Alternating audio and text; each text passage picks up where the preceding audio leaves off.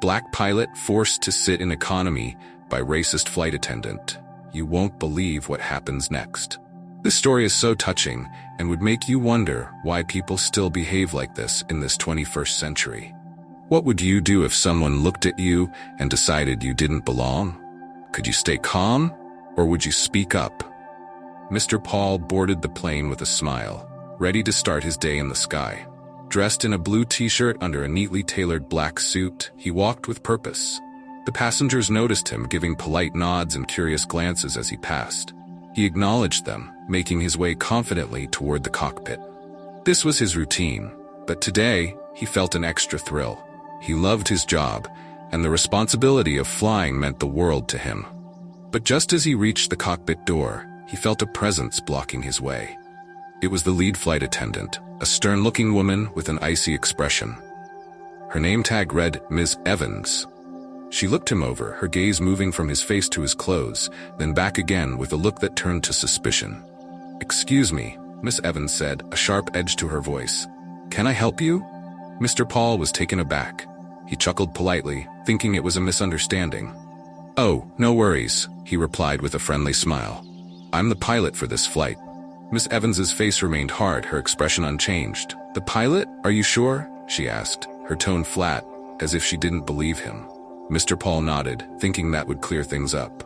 But instead of stepping aside, Miss Evans crossed her arms, a frown settling onto her face.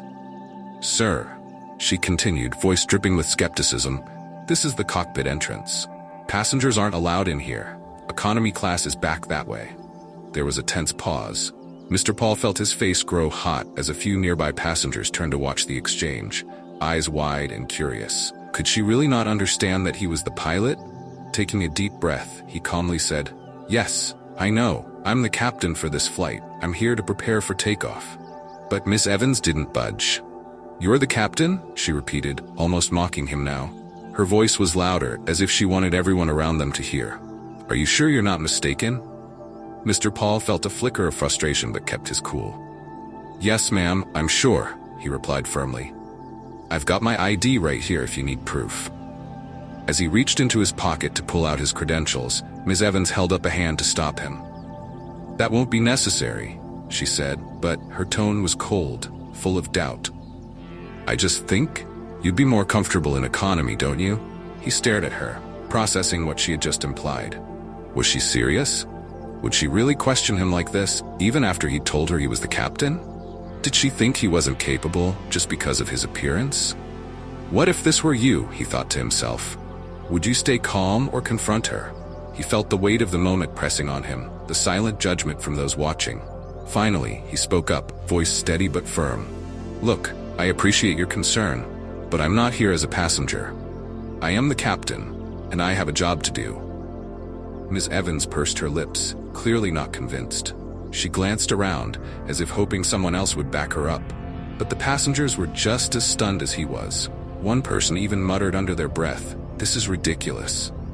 Seeing no one willing to support her, Miss Evans finally muttered, "Fine," and stepped aside, but not without giving him one last look of distrust. Mr. Paul entered the cockpit, shutting the door behind him, but the moment lingered. His mind buzzed with questions. Why had she assumed he didn't belong? Why did she act like he was lying?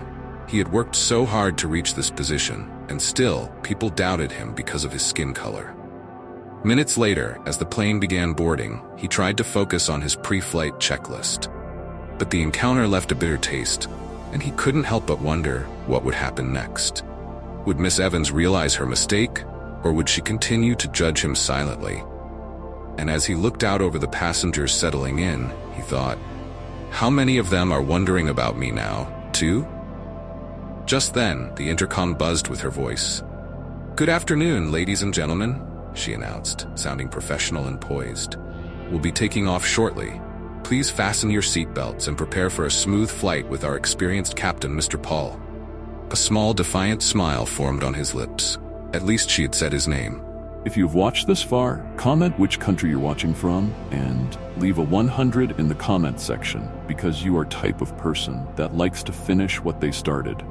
Remember to like, share, and subscribe to get notified whenever we drop new videos.